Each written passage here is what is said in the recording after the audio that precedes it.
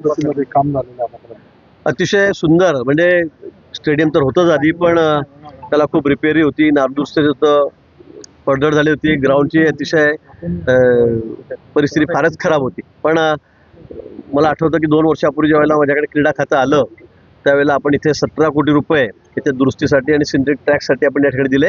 हा सुंदर असा ट्रॅक, म्हणजे 4-5-6 जिल्ह्यामध्ये नसेल इतकं सुंदर लॉन, ग्राउंड, सिंथेटिक ट्रॅक आपण या ठिकाणी केलेलं आहे. सर्व रिपेअरी याची झालेली आहे आणि सुंदर असं स्टेडियम आता खेळाडूंसाठी खेळण्यासाठी आम्ही उपलब्ध करून दिलेलं आहे. पण त्याचबरोबर या ठिकाणी जवळपास 240 कोटी रुपये खर्च करून आपण नवीन स्टेडियम, अतिशय अद्ययावत असं स्टेडियम हे जळगाव शहरामध्ये बांधतोय. त्याची कामाची सुरुवात झाली, टेंडर झालेलं आहे.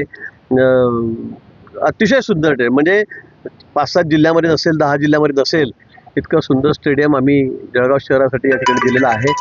मेडिकल हब या ठिकाणी दिलेलं आहे आणि म्हणून जळगाव शहरामधले तर रस्ते पण आम्ही आता सगळे नवीन करतोय, सिमेंट काँक्रीटचे करतोय.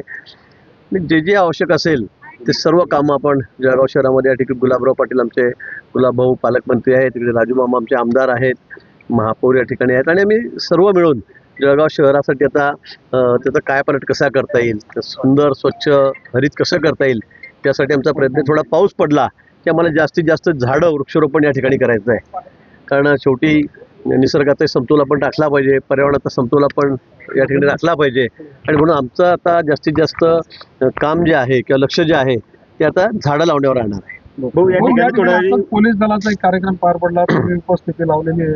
एक स्तुत्य उपक्रम होता खरं तर, पोलिसांकडे नेहमीच नकारात्मक भावनेने पाहिलं जातं, आज मात्र चांगला एक कार्यक्रम झालेला आहे. तुम्ही काय सांगाल? खरंच परिस्थिती बदललेली आहे. या 12-14 वर्षामध्ये देवेंद्रजी मुख्यमंत्री झाले, नंतर आमचे एकनाथभाई सुद्धा मुख्यमंत्री झाले होते, गृहमंत्रीपद सतत देवेंद्रजीकडेच आहे, म्हणून त्यांच्याकडे सुद्धा आता त्यांच्या सोयी सुखसुविधा, कारण आपण अपेक्षा पोलिसांकडून करतो, पण त्यांचे सुद्धा राहण्याची निवाऱ्याची व्यवस्था असेल, वाहनांची व्यवस्था असेल, वेळेचं त्यांचं लिमिटेशन असेल, या सगळ्या गोष्टीमध्ये आता खूप बदल झालेला आहे आणि म्हणून आज पोलिसांचं सुद्धा ज्यांनी चांगली कामगिरी बजावलेली आहे त्यांना प्रशस्ती पत्रक या ठिकाणी देण्यात आलेलं आहे. चोरीचा माल हस्तगत करून पुन्हा ज्याचा माल आहे त्याला देण्याचाही कार्यक्रम होता. मग मोबाईलपासून असेल, मंगळसूत्र चोरीपासून असेल, कॅश असेल, घरफोडीपासून असेल, जे जे गुन्हे डिटेक्ट झाले आणि त्यात माल हस्तगत झाला, ऐवज हस्तगत झाला तर त्याला सगळ्यांना तो परत देण्याचा कार्यक्रम या ठिकाणी घेण्यात आलेला.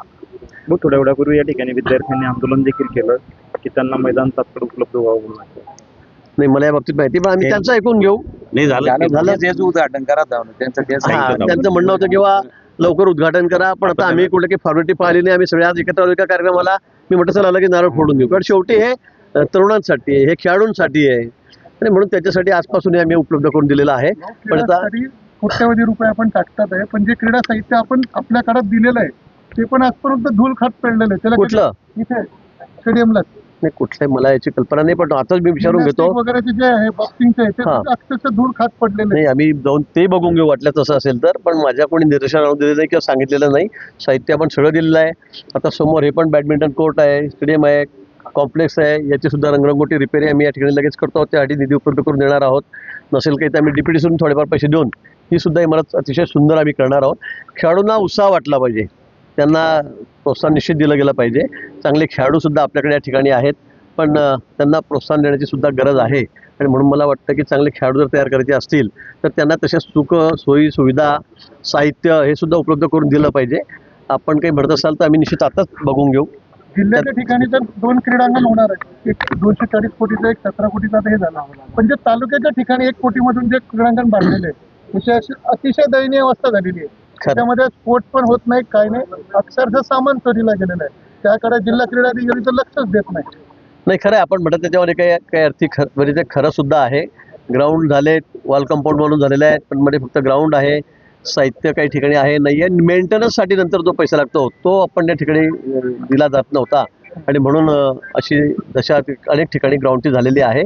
पण निश्चित पुढच्या काळामध्ये खरं म्हणजे मला फक्त 2.5 वर्ष मला या खात्याचा कार्यभार मिळालेला होता, अन्यथा मी खरंच यात मोठा बदलच करून टाकला असता. पण तरीसुद्धा सरकार आता आमचं जे माननीय मुख्यमंत्री आहेत, उपमुख्यमंत्री आहेत, हा विषय मी त्यांच्या निश्चित कानावर टाकेन आणि आपल्याला कायमस्वरूपी इथे कशा व्यवस्था करता येतील, तालुक्यातले ग्रामीण भागातले खेळाडू आहेत त्यांना कसं प्रोत्साहन देता येईल यासाठी आमचा प्रयत्न आहे. पण केंद्र शासन आणि राज्य शासन आपल्याला कल्पना आहे की यासाठी प्रत्येक गावामध्ये ग्राउंड असलं पाहिजे. प्रत्येक गावात सुद्धा, खेड्यावर सुद्धा जी गायरांची जमीन आहे, गावठांची जमीन आहे, त्यासाठी सुद्धा आता आर्थिक मदत सरकार त्या ठिकाणी करते. आणि प्रत्येक ज्या ज्या ठिकाणी शाळा आहे जिल्हा परिषदची, त्या त्या ठिकाणी ग्राउंड असलं पाहिजे. आणि त्यासाठी सुद्धा निधीची उपलब्धता सरकारने करून दिलेली आहे. संजय राऊतांनी एक वक्तव्य केलेलं आहे की देवेंद्र फडणवीस दिल्लीत गेले तर ते बावनकुळेंना मुख्यमंत्री करतील, मात्र एकनाथ शिंदेला कधी होऊ देणार नाही. त्यांच्या वक्तव्यावर तुमची काय प्रतिक्रिया आहे? आता त्यांना अधिकार दिलेत संजय राऊतांना, त्यामुळे आता मी काय बोलू. कोणी दिले आहेत? आता त्यांच्या मते मला वाटतं उद्धवजींनी दिले का कोणी दिले मला माहित नाही, कारण आमच्याकडून तर काही दिले जाणार नाही भाजपकडून वगैरे असे काही अधिकार. पण आता ते कधी उद्धवजींना पंतप्रधान सांगतात, कधी एकनाथजींना होणार नाही म्हणून सांगतात, कधी बावनकुळेंना सांगतात. त्यांच्या मनात त्यांचं कोणी मालक नाही आहे. ते आज काही बोलतील, उद्या काही बोलतील, परवा काही बोलतील. पण आता त्यांना काही विशेष अधिकार आहेत मला वाटतं.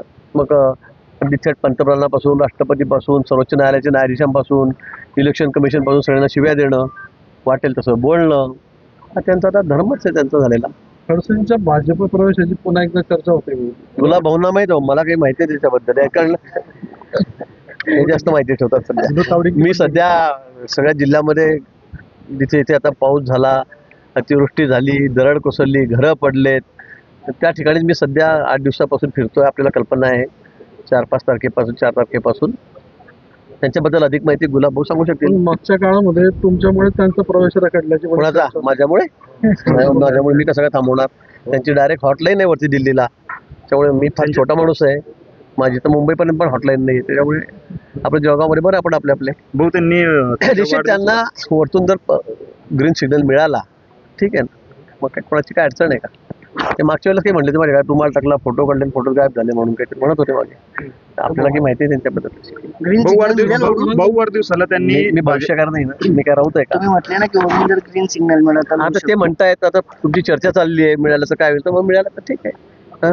भाऊ त्यांच्या वाढदिवसाला त्यांनी भाजपमधील जे जुने सहकारी आहेत म्हणजे गडकरी साहेबांपासून त्या सर्वांनाच निमंत्रण दिलेलं आहे. अच्छा, या वाढदिवसाला ती मोठी माणसं आहेत बाबा, मी त्यांच्याबद्दल काय बोलू. त्यांचा वाढदिवस तसाच होईल, दिल्लीपासून लोक येतील सगळे, मी त्याच्याबद्दल काय जास्त टिप्पणी करू. तुम्हाला वाढदिवसाचा निमंत्रण त्यांना शुभेच्छा आहेत. नाही अजून तरी मिळालं तुम्हाला आलो नाही मिळाला तर जाल का? नाही आम्हाला कोणाला म्हणतो मिळालं तर जाल. आता असं जर तर नाही मिळालं तर विचार करू. हो तुला भाऊ मतदारसंघ छोटा आहे कोण? हा वेगळा मतदारसंघ काय अजून 3 वर्ष, आता दामलेला सांगितलं मी, पण 3 वर्ष बाकी आहे अजून निवडणुका. मी दामलेला तेच सांगितलं आपल्याला की 3 वर्ष बाकी असताना अजून हा विषय करणं म्हणजे थोडं बरोबर वाटत नाही मला.